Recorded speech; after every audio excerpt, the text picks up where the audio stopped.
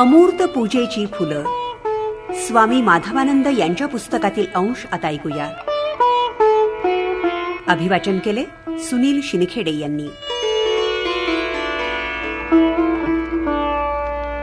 वंदे गुरूणां चरणारविंदे संदर्शित स्वात्मसुखावबोधे जनस्य जांगुलिकाय माने संसार हालाहल मोह शांतये.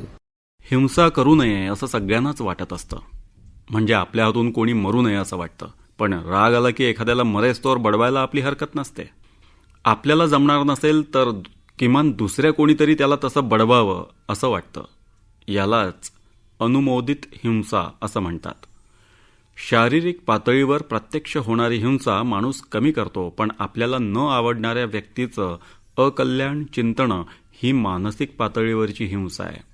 एखाद वेळेला माणूस दुसऱ्याला बोलून दुखावणार नाही, पण चेहऱ्यावरून उपरोध दाखवणं, अप्रसन्नता प्रकट करणं असा हिंसेचा आलेला कड उतू जात असतो. याउलट ज्ञानेश्वर महाराज हे सगळ्या जगाची माऊली असल्यामुळं पशुपक्ष्यांना देखील त्रासमुद्रा दाखवू नये असं ते म्हणतात. अहिंसा हा दैवी गुण समजला जातो. समाज आणि राष्ट्र या पातळीवर कार्य करणाऱ्यांनी त्याचा वापर समजून आणि सांभाळून केला नाही तर त्याचे मोठे दुष्परिणाम भोगावे लागतात.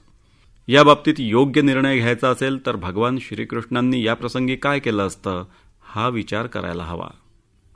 वैयक्तिक पातळीवर मात्र अंतःकरणाचं सौम्यत्व आणि ईश्वर भाव यामुळं इतरांबद्दल वाईट विचार न येणं आणि कृती न होणं हे अहिंसेचं स्वरूप आहे. सतत सात्विकतेत, योग ज्ञानाच्या चिंतनात आणि ईश्वर स्मरणात असणाऱ्या व्यक्तीच्या चित्ताची अहिंसात्मक स्थिती कशी होते हे पाहण्यासारखं आहे. पातंजल योगशास्त्रातील विवरण करत असताना कृष्णाजी केशव कोल्हटकर यांनी त्यांच्या ग्रंथात असं वाक्य लिहिलं होतं की यामुळे एका दगडात 2 पक्षी मारल्याचे श्रेय मला मिळाले. हे वाक्य बदलून त्यांच्या पत्नींनी असं लिहायला सांगितलं, यामुळे एका घासात 2 पक्षी जगवण्याचे श्रेय मला मिळाले. बघा, स्वकर्तव्य, सद्भाव आणि ईश्वर स्मरण यांनी अंतःकरणाची अहिंसात्मक भूमिका तयार होते. ज्ञानेश्वर महाराजांच्या सांगण्यानुसार अहिंसा म्हणजे जगाला सुख देण्याच्या भूमिकेत राहून वागणं.